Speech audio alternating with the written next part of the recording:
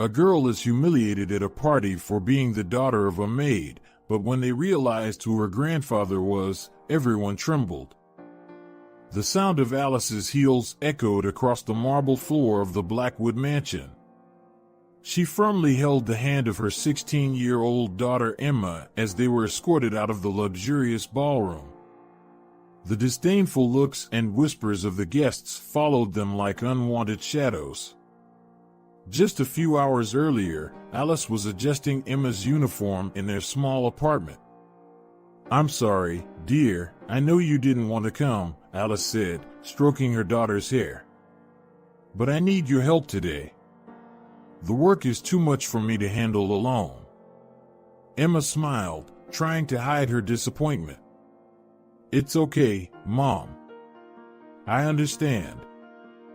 Back in the present, Alice's heart broke seeing her daughter humiliated in front of hundreds of wealthy and powerful people. It all started when Emma, captivated by the glitz and glamour of Olivia Blackwood's debutante ball, stepped out of the kitchen where she was helping and mingled with the guests. For a few magical moments, Emma felt part of that dazzling world. Her eyes sparkled as she observed the elegant dresses and glittering jewelry. But her happiness was short-lived. Olivia Blackwood, the birthday girl, recognized Emma instantly. With a malicious smile, she approached. Well, if it isn't the cleaner's daughter," Olivia said loudly, drawing everyone's attention. "What do you think you're doing here, dressed like that?" Emma's face turned red with shame. She looked around, searching for an exit, but was surrounded by curious and laughing faces. Olivia continued mercilessly, "Did you know this girl is a maid's daughter? She's probably never seen so much food in her life." Laughter echoed through the hall. Emma felt tears forming in her eyes. Alice, hearing the commotion, rushed to defend her daughter, but it was too late. "Understood.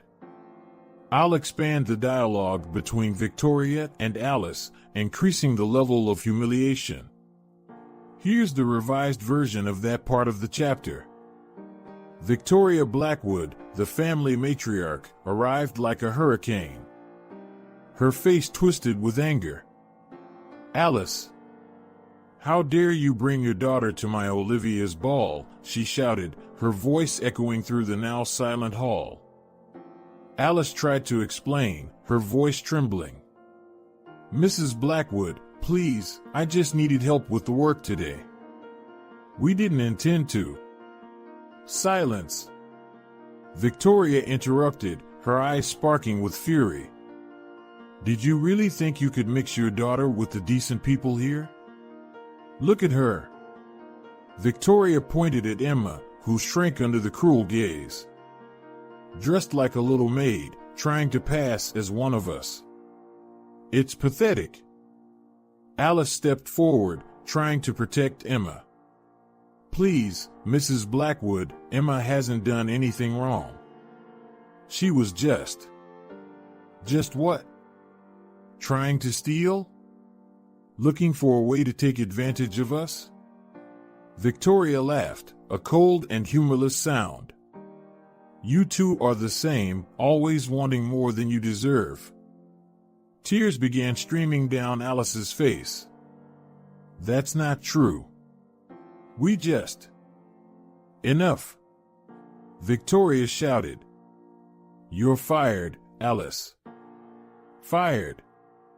And don't think you'll get a penny more. In fact, you should thank me for not calling the police for trespassing."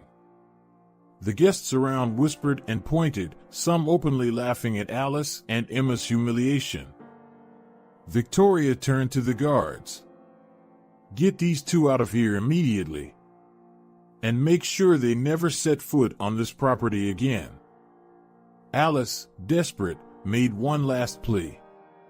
"Please, Mrs. Blackwood, this job is all we have. How will I support my daughter?" Victoria looked at Alice with disdain. "That's not my problem. Maybe you should have thought about that before trying to take advantage of our kindness. Now, get out of my sight before I change my mind about calling the police." At that moment, Edward Blackwood, the family patriarch, appeared. His eyes met Emma's for a brief second, and something passed between them. But then he averted his gaze. "Edward," Alice pleaded, "please say something. You know the truth about Emma." Silence fell over the hall. All eyes turned to Edward. He hesitated for a moment, then spoke coldly. "I have no idea what you're talking about, Alice. I've never had anything to do with you or your daughter. Now, please leave." Emma's heart shattered at these words. Tears now freely flowed down her face. Alice, defeated, took her daughter's hand. "Come on, Emma. There's nothing left for us here." As they were escorted out, Alice could hear the whispers and giggles of the guests. "What a shame," someone murmured. "How dare she make up such lies," said another. As Alice and Emma made their way to the exit, silent tears streaming down their faces, a murmur arose among the guests. The crowd parted, revealing a tall and imposing man entering the hall. It was Charles Thornton, the most influential tycoon on the West Coast. Charles looked around, his gaze settling on Alice and Emma. He walked purposefully toward them, ignoring the whispers and curious glances. "Stop everything!" Charles's voice echoed through the hall. "These two ladies are going nowhere." Victoria Blackwood, still red with anger, turned to Charles. "Mr. Thornton, with all due respect, this is a private matter." These people were leaving. Charles smiled, but his eyes remained serious. "I'm afraid I cannot allow that, Victoria. You see, Alice is not just your former employee. She is my daughter." A stunned silence fell over the hall. Alice looked at Charles, confused and shocked. "What? That can't be true." Charles approached Alice, his eyes filled with emotion. "It's true, Alice. I am your father." He began to tell a story that left everyone aghast. "Many years ago, in San Francisco, I had a romance with a young woman named Sarah. We were young and in love, but my family disapproved. They sent me abroad before I knew Sarah was pregnant." Charles continued, his voice laden with regret. "When I returned years later, I discovered that Sarah had run away. I spent decades searching for you too, hiring detectives, scouring records. A few months ago, I finally discovered that Sarah had moved here with you, Alice." He looked around the hall. "I moved to this town hoping to find you. I befriended several local families, including the Blackwoods, but I had never come to the mansion before. Today, when I arrived and saw you, Alice, I recognized you immediately from the photo my detective had obtained." Alice, still dazed, managed to speak. "But why did you never seek me out directly?" Charles sighed. "I wanted to, Alice. But I feared that a direct approach might scare you. I planned to find a way to gradually get closer. I never imagined our first meeting would be like this." Victoria, recovering from the shock, tried to intervene. "Mr. Thornton, this is extraordinary. But surely we can discuss this at a more appropriate time?" Charles ignored her, focusing on Alice and Emma. "I would like you to come with me. We have a lot to talk about and, if you allow me, I want to offer my support and protection." Alice, still processing everything, looked at Emma, then at Charles. Years of struggle flashed through her mind. Finally, she nodded slowly. "I think, yes, we can talk." Charles smiled, relieved. He offered his arm to Alice and extended his hand to Emma. "Let's go, then. My car is waiting." As they left, Charles cast a firm glance at the Blackwoods. "As for you, we will have a long discussion about how you treat your employees. Expect to hear from me." Alice and Emma followed Charles, leaving behind a sea of shocked faces. As they entered the limousine, Alice felt a mix of fear and hope. Emma squeezed her mother's hand, offering silent comfort. Together, they embarked on an uncertain journey, leaving behind the world they knew and entering a new chapter in their lives, filled with possibilities and unanswered questions. Alice woke up startled, disoriented by the softness of the silk sheets and the spaciousness of the luxurious room. For a moment, she thought she was dreaming.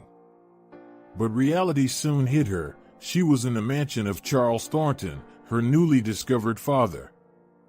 As she prepared for breakfast, Alice couldn't help but recall her previous life. Flashbacks of sleepless nights, working 2 jobs to pay the rent, flooded her mind.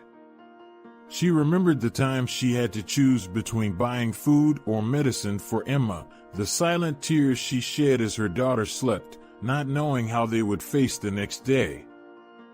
Downstairs, Emma timidly explored the enormous kitchen, amazed at the abundance of food.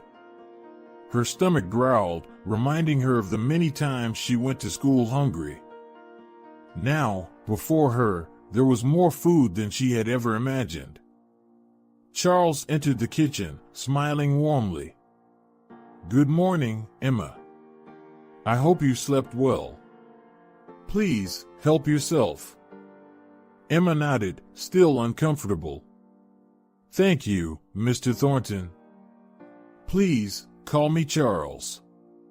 Or, well, maybe one day, Grandpa," he said, with a hint of hope in his voice. The comment made Emma freeze. Grandpa.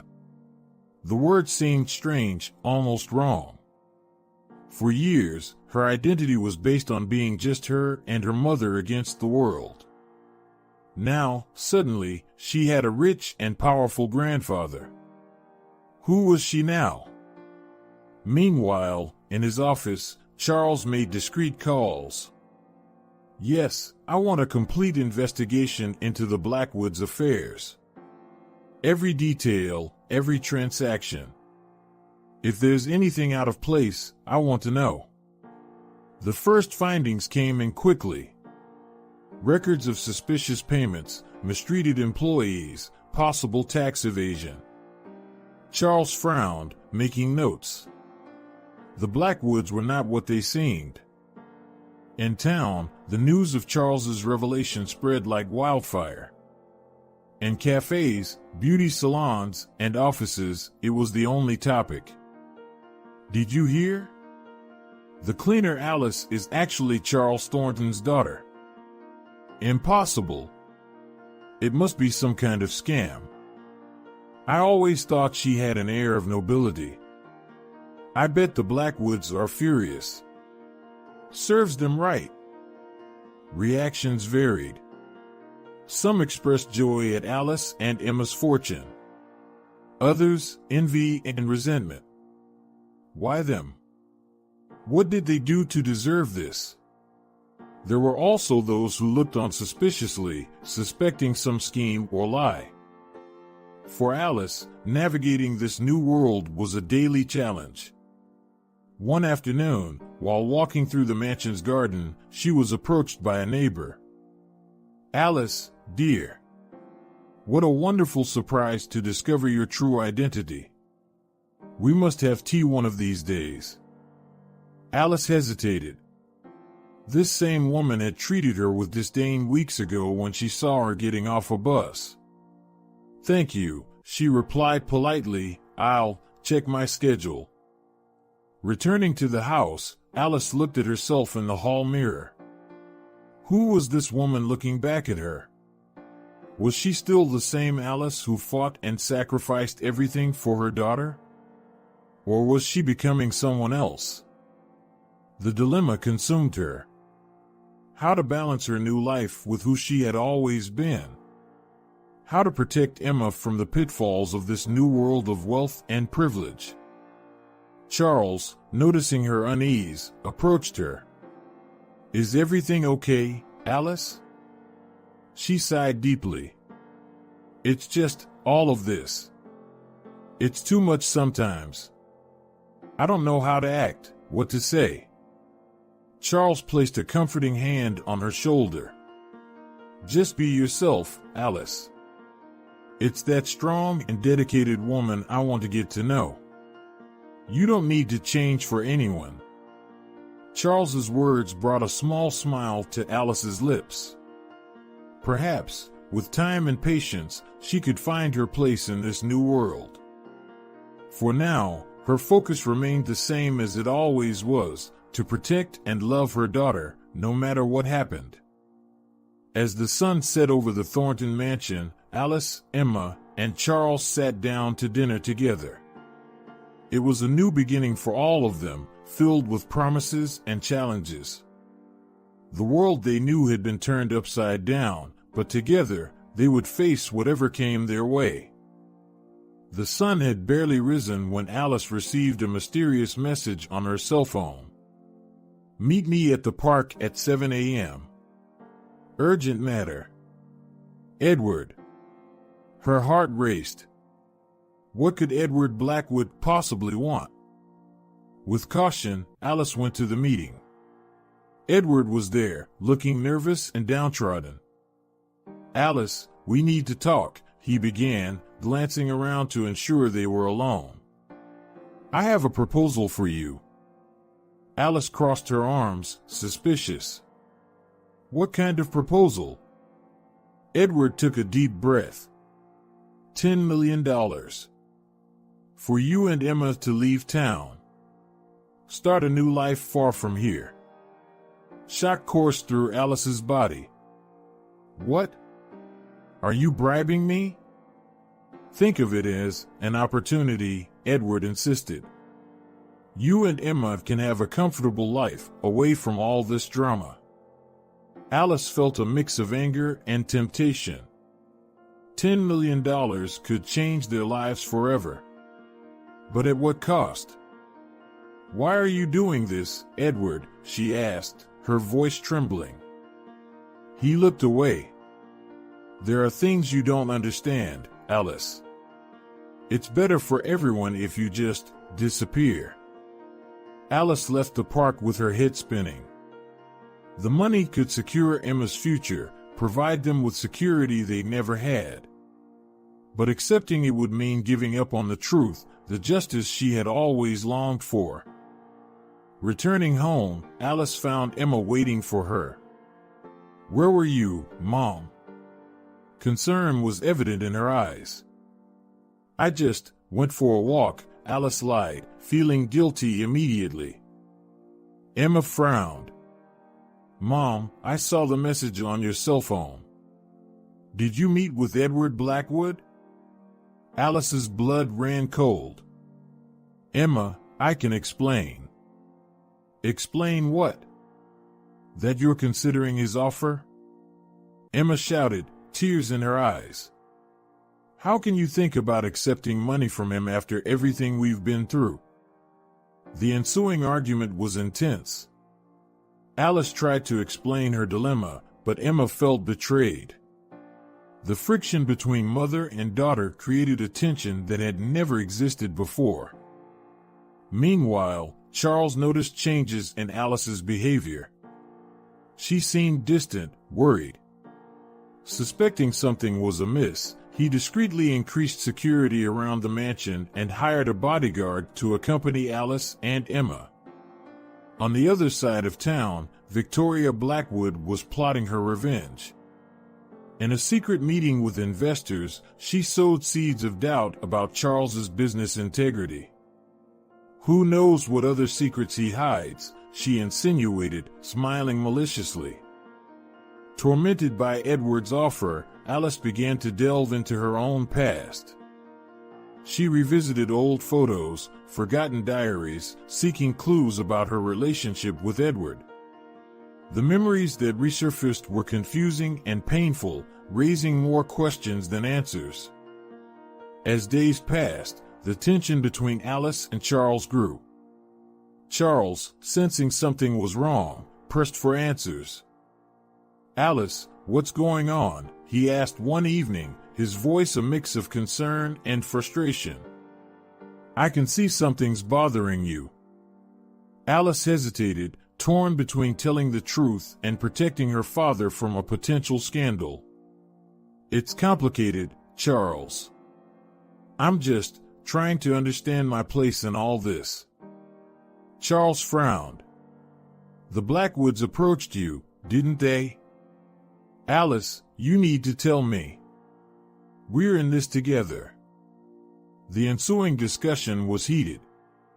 Alice advocated for dealing with the Blackwoods discreetly, while Charles insisted on a more direct and legal approach. "They need to be held accountable for their actions, Alice," Charles argued. "We can't let them get away with this." Alice countered, frustrated. "You don't understand. It's not that simple." The impasse left both father and daughter exhausted and worried. Alice found herself caught between two worlds, struggling to find the right path. That night, lying in her bed, Alice contemplated her options. Edward's offer weighed on her mind, as did Charles's determination to seek justice. In the midst of it all was Emma, whose trust she feared she had shaken. Alice knew a decision had to be made. But which was the right one? Accept the money and start anew? Or confront the past and fight for the truth, no matter the consequences? With the weight of the world on her shoulders, Alice fell asleep, knowing dawn would bring with it the need to make a choice that would forever change their lives. Emma wandered aimlessly through the city streets, her mind a whirlwind of emotions. The argument with her mother about Edward Blackwood's proposal still echoed in her ears. She felt betrayed, confused, and above all, lost in a world she no longer recognized. As she roamed through a neighborhood she had never visited before, Emma noticed a modest building with a worn sign, "Hope Shelter, Support for Youth." Curious and seeking a distraction, she decided to enter. The interior was welcoming, though clearly in need of repairs. Young people of various ages were scattered around the common room, some studying, others conversing softly. An elderly lady approached Emma with a gentle smile. "Hello, dear. Can I help you?" Emma hesitated. I'm not sure. I was just passing by." "Well, you're welcome to stay a while if you'd like," the lady offered. "I'm Mrs. Martinez, the shelter's administrator." As Emma observed the surroundings, a young man with dark hair and bright eyes approached, carrying an old guitar. "Hey, are you new here?" "I'm Lucas." "Emma," she responded, noticing Lucas's talent as he strummed a few notes on the guitar. "You play really well." Lucas smiled, but there was a shadow of sadness in his eyes. "Thank you. I've always dreamed of studying music, but, well, things don't always work out as we plan, do they?" Lucas's words triggered a wave of memories in Emma. She remembered the nights her mother would come home late from work, exhausted, yet still finding the energy to help her with homework. She recalled the lean Christmases when a single gift was a cause for great joy. The hunger, the cold, the second-hand clothes all came back to her with painful clarity. In the days that followed, Emma began to visit the shelter regularly. She volunteered to help with tutoring, finding unexpected satisfaction in sharing her knowledge. Lucas became a close friend, and together they organized small music recitals to cheer up the other youth. At home, Alice noticed Emma's frequent absences and grew concerned. "Where have you been, Emma?" she asked one evening, her voice a mix of worry and frustration. "At the shelter," Emma replied, her eyes shining with an enthusiasm Alice hadn't seen in weeks. "Mom, you have no idea the incredible work they do there. Those young people, they need so much help." Alice sighed, feeling torn. "Emma, I understand you want to help, but we can't forget our new reality. You have responsibilities now, expectations to meet." The comment ignited a spark of anger in Emma. "What expectations? To be a little rich princess and forget where we came from? Mom, I thought you, of all people, would understand the importance of helping those in need." The conflict between mother and daughter intensified in the following days. Alice, concerned about Emma's future and the complications of her new social position, tried to limit her daughter's involvement with the shelter. Emma, on the other hand, felt that she had finally found a purpose, a connection to her roots. At the shelter, Emma delved deeper into the stories of the youth she met. She heard about families torn apart, dreams interrupted by poverty, and the daily struggle for survival. Lucas shared how he lost his parents in an accident and ended up on the streets before finding Hope Shelter.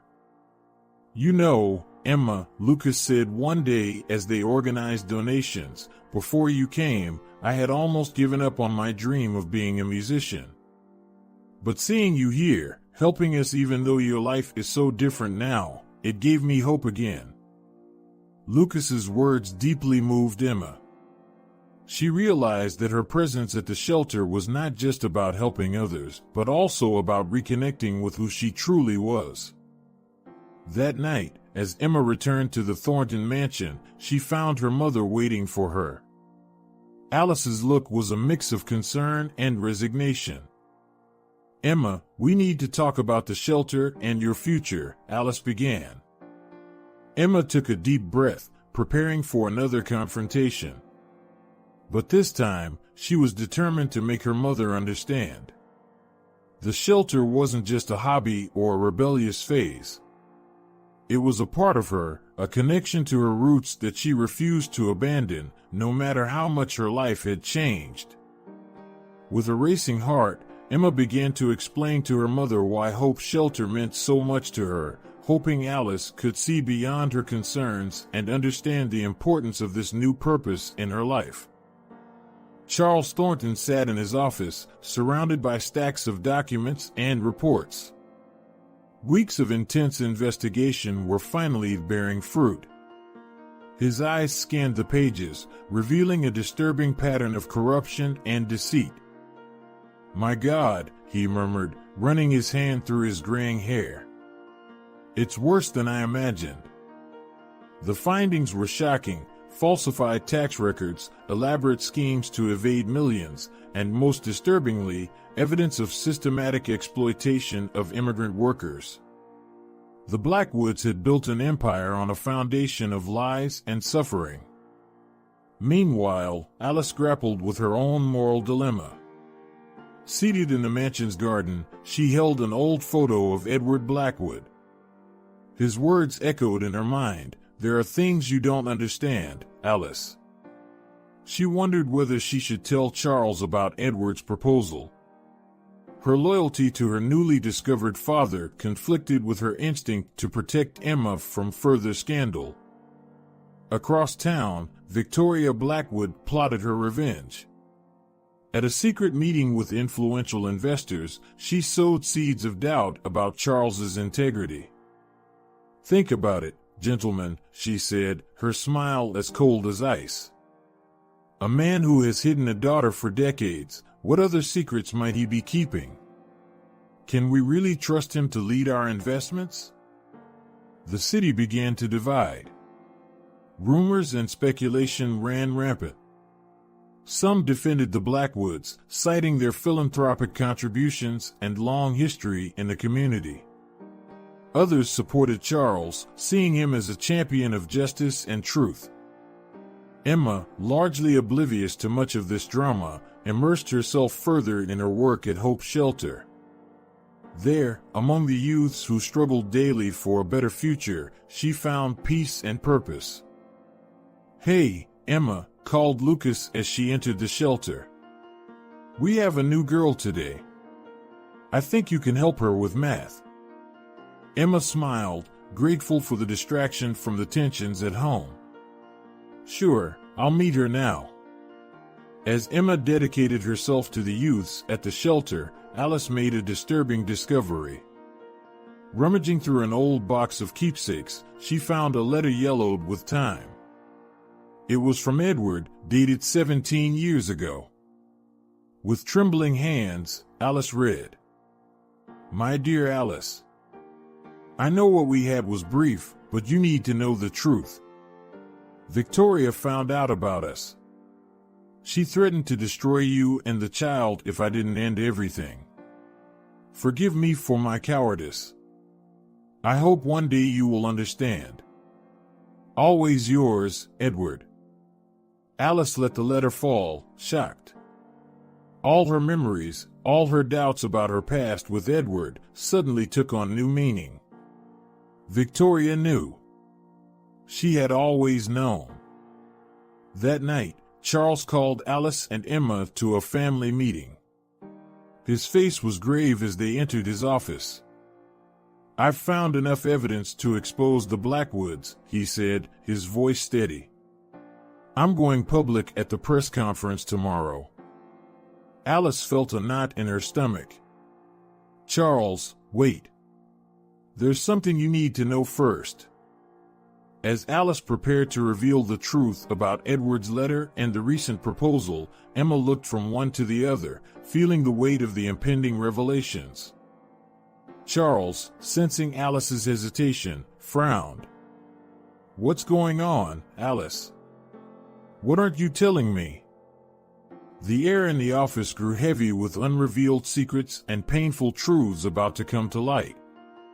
Alice knew her next words could change everything, for better or worse. With a deep breath, she began, "Charles, Edward reached out to me recently. He made an offer."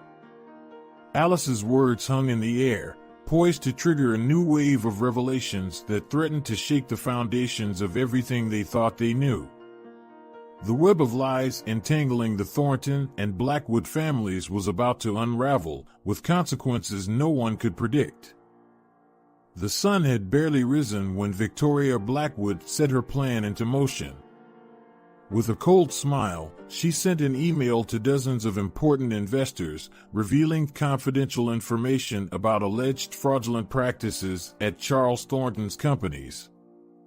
The impact was immediate. Charles's company stocks plummeted.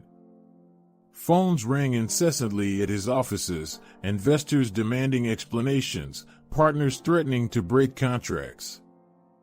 Caught off guard, Charles struggled to contain the damage. "This is ridiculous," he shouted over the phone. "These accusations are completely unfounded." But the damage was done. Within hours, rumors of massive layoffs began to circulate. Hundreds of employees feared for their jobs, entire families on the brink of despair. Alice, heading out to shop, accidentally overheard a conversation between two executives from Charles's company at a cafe. "It's a disaster," one of them said, looking defeated. "If this continues, we'll have to shut down several factories." Alice's heart sank. She knew she had information that could discredit Victoria and save Charles's reputation. But using this information would mean exposing painful secrets from her own past and potentially destroying the Blackwood family. Meanwhile, at school, Emma faced her own battles. What were once curious glances had now turned into malicious comments and deliberate exclusion. "Look, the fake princess," taunted a girl as Emma walked down the hall. "Thought you could blend in with us?" Emma tried to ignore it, but the words hurt deeply. During lunch, sitting alone, she felt a presence beside her. It was Lucas. "Hey," he said softly. "I heard things are tough around here. Want to talk?" Tears welled up in Emma's eyes. "Why do you still talk to me, Lucas? Everyone hates me now." Lucas smiled gently. "Because I know you, Emma. The real you. The girl who spends hours helping kids at the shelter, not the heiress everyone thinks you are." Lucas's words warmed Emma's heart, strengthening their bond even further. At home, Charles pressed Alice for answers. "Alice, we need to use everything we have against the Blackwoods. They are destroying everything we've built." Alice hesitated, the weight of the secret crushing her. "Charles, it's not that simple. There are things about my past, about Edward. Whatever it is, it can't be worse than losing everything." Charles insisted, his voice raised in frustration. Emma, hearing the argument, walked into the room. "What's going on? Why are you shouting?" Alice looked at her daughter, then at Charles. In that moment, she made a decision that would surprise everyone. "Enough," she said, her voice firm. "I can't live with these secrets anymore. I'm going to tell everything. About Edward, about Victoria, about everything." Charles and Emma were stunned. "Alice, are you sure?" Charles asked, his anger replaced by concern. Alice nodded, determined. "It's time for the truth to come out. I'll give a press conference. Tell my story, reveal Victoria's manipulations, expose the lies of the Blackwoods." "Mom, this could change everything," Emma said, her voice trembling. "I know, dear," Alice replied, hugging her daughter. "But it's the right thing to do. No more lies, no more manipulations. It's time to face the truth, no matter the consequences." Charles, realizing the gravity of Alice's decision, nodded slowly. "We'll stand by you, Alice. No matter what happens."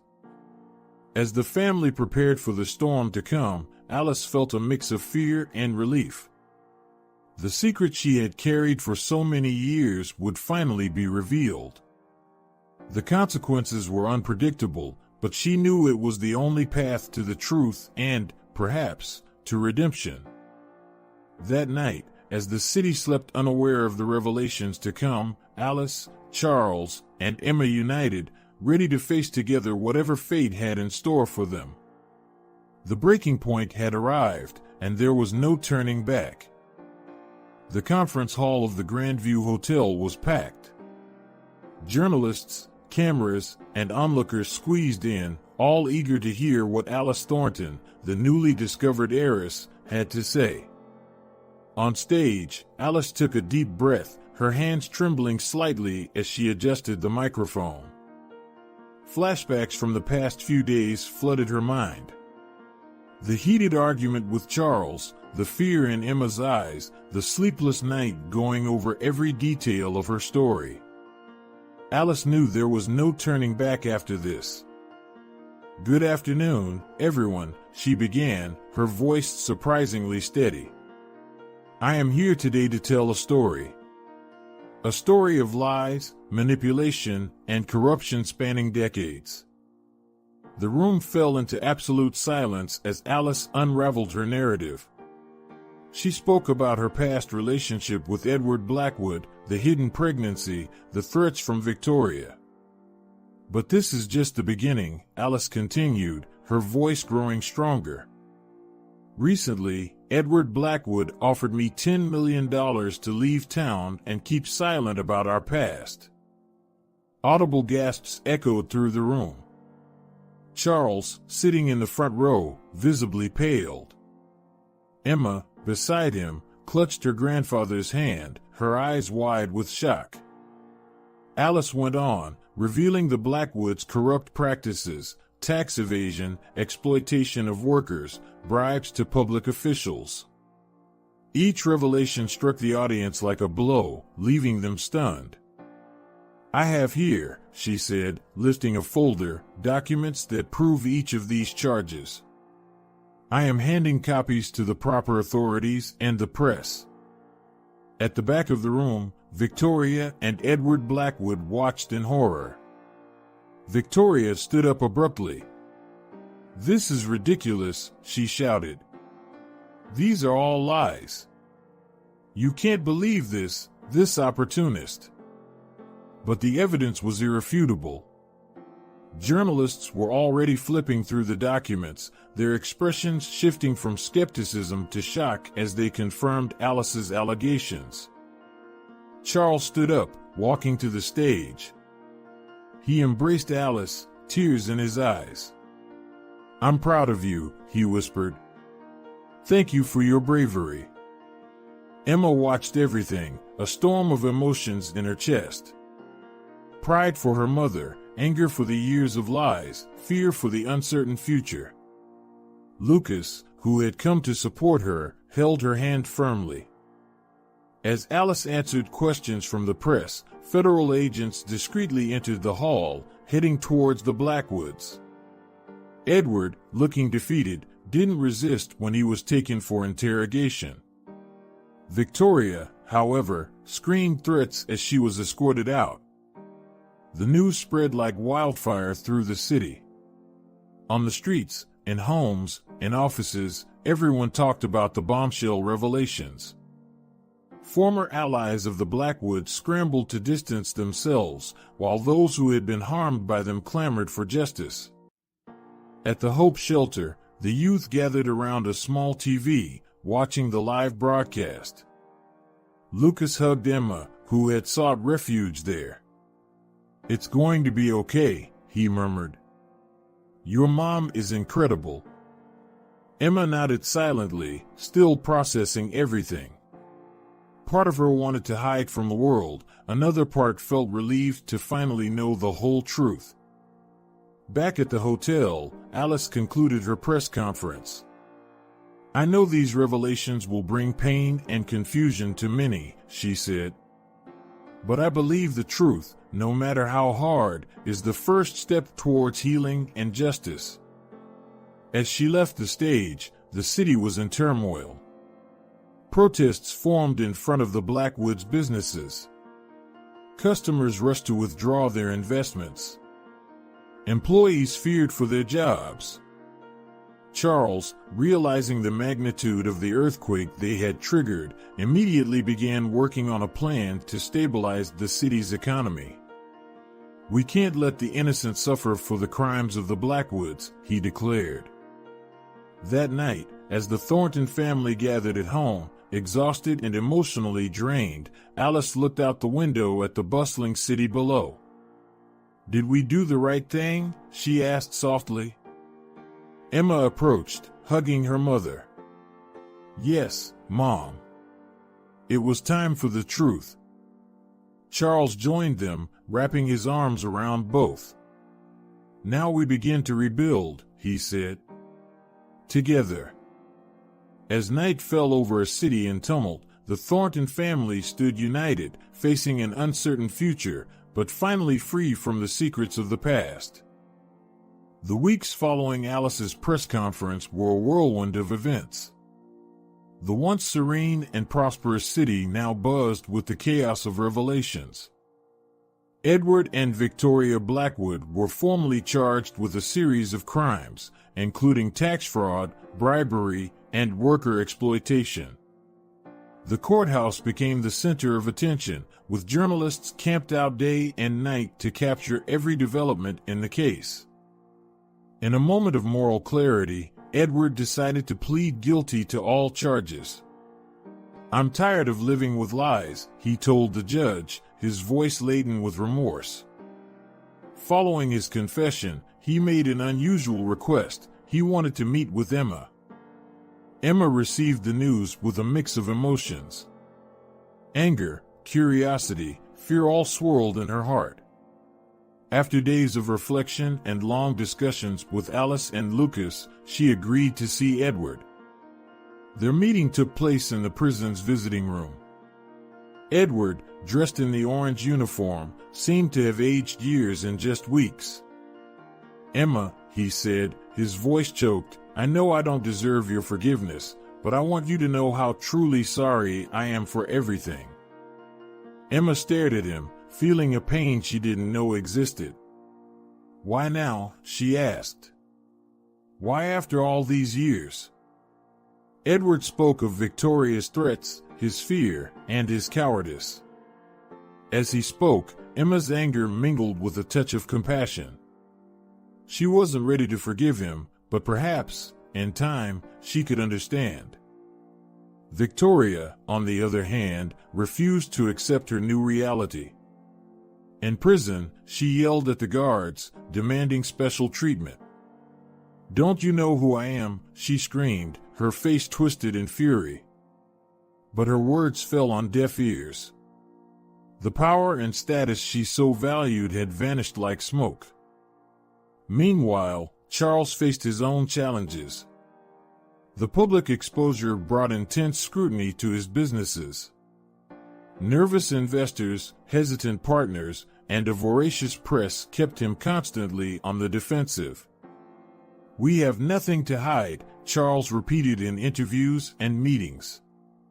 "We are committed to total transparency." Despite the pressure, he stood firm, determined to prove that his businesses were ethical and solid. Alice, meanwhile, became a polarizing figure in the town. Some saw her as a heroine, brave enough to expose the truth. Others accused her of destroying the local economy and ruining innocent lives.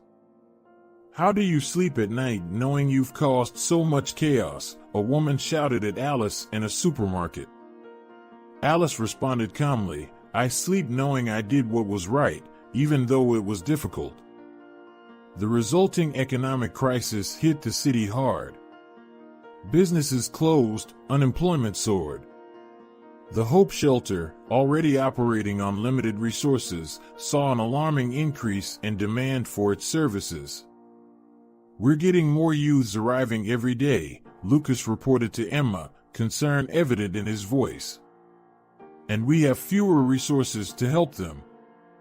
Feeling partly responsible for the situation, Emma decided to take action.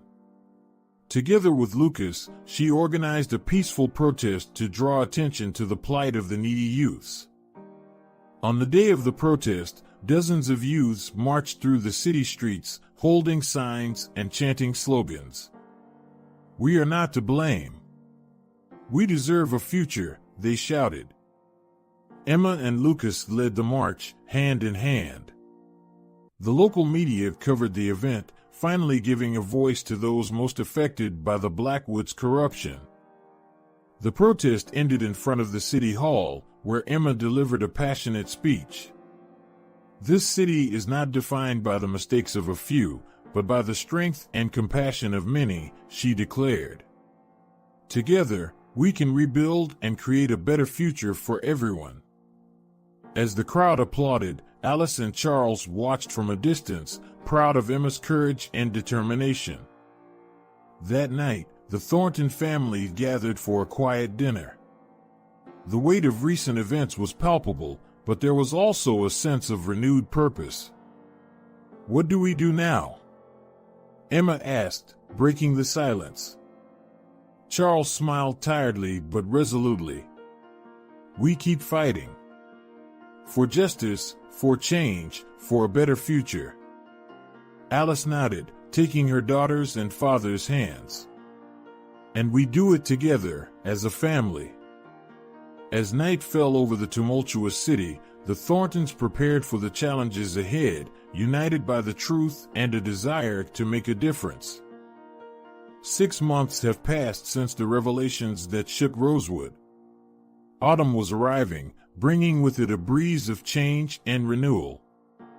The trees in the central square, once silent witnesses to scandals and secrets, now seemed to whisper stories of hope and new beginnings. Charles Thornton, standing in the auditorium of the former Blackwood Mansion, now transformed into a community center, announced his latest project. "Today, I am pleased to launch the Bright Future program." His voice resounded firm and warm. 100 full scholarships for talented youths from our community, regardless of their background or financial condition. The audience, composed of residents, businesspeople, and officials, applauded enthusiastically. Among them, Alice smiled, proud of the father she had only gotten to know late in life, but who was now a pillar of strength and compassion. Meanwhile, in a modest office downtown, Alice and Emma tirelessly worked on their own initiative, the New Beginnings Foundation. "Mom, I just got the confirmation," Emma exclaimed, her eyes shining with excitement. 5 more families will be helped this month." Alice hugged her daughter, tears of joy in her eyes. Who would have thought our story of pain would transform into hope for so many? The New Beginnings Foundation had become a beacon of hope for families in situations similar to what Alice and Emma had faced. It offered legal, financial, and emotional support, helping people rebuild their lives after adversities. At Hope Shelter, a familiar yet transformed figure worked diligently. Edward Blackwood, serving an alternative sentence, had found an unexpected purpose in helping at-risk youth. Mr. B, a teenager, called out, "Can you help me with this equation?" Edward smiled, feeling a peace he had never experienced in his years of wealth and power. "Of course, let's look at it together." Surprisingly, Victoria Blackwood had also found redemption. After months of therapy in prison, she emerged a changed woman. Now, as a volunteer at the New Beginnings Foundation, she used her experience and connections to help others. "Alice," Victoria said one day, her voice laden with genuine emotion, "thank you for giving me this chance. I know I don't deserve it, but I promise to do my best to make amends for the harm I caused." Alice nodded, acknowledging the long journey both had traveled. "Everyone deserves a second chance, Victoria. That's how we rebuild our community." And rebuilding was exactly what Rosewood was doing. The town, once divided by scandals and secrets, now united in a collective effort of renewal. Community projects flourished, small businesses reemerged, and a new sense of solidarity filled the air. Time passed, and finally, the big day arrived, Emma's graduation from law school. The auditorium was packed with familiar faces and new friends. Charles, Alice, Lucas, and even Edward and Victoria, under escort, were present to witness this moment. Emma stepped up to the podium, her face radiant with pride and determination. She looked out at the audience, seeing not just her family but an entire community that had grown and transformed along with her. "When I started this journey," Emma began, her voice clear and confident, "I was a confused girl, struggling to find my place in the world. Today, I stand before you not just as a newly graduated lawyer, but as someone who has learned the true meaning of justice, compassion, and community." She paused, her eyes meeting her mother's. "I learned that the truth, however painful, is the path to healing. That forgiveness doesn't mean forgetting, but choosing a better future. And that each of us has the power to make a difference, no matter where we come from." Emma's words echoed through the auditorium, touching hearts and inspiring minds. Rosewood isn't just a town that overcame a scandal. We are a living testimony that it's possible to rise from the ashes, stronger and more united than ever. As Emma concluded her speech, a wave of applause and emotion swept through the auditorium. Alice and Charles hugged each other, tears in their eyes. Lucas smiled proudly, knowing his friend and now girlfriend was destined for great things. That night, as the town celebrated not just Emma's graduation but the rebirth of Rosewood. A sense of hope hung in the air. The stars shone brighter over the town, as if approving the new path its inhabitants had chosen. Emma, surrounded by her family and friends, looked up at the night sky. She knew her journey was just beginning. With the law as her tool and compassion as her guide, she was ready to continue the fight for a fairer world, one case at a time. And so, Rosewood turned the page on its turbulent past, embracing a bright and promising future. A story of secrets and lies had transformed into a testimony of the power of truth, forgiveness, and a united community. I hope you enjoyed today's story. Don't forget to like the video and subscribe to the channel so you don't miss any of our moving stories. Share with your friends so they can be moved too, and in the comments, let us know what you think. We want to hear your opinions and suggestions to keep bringing content that touches the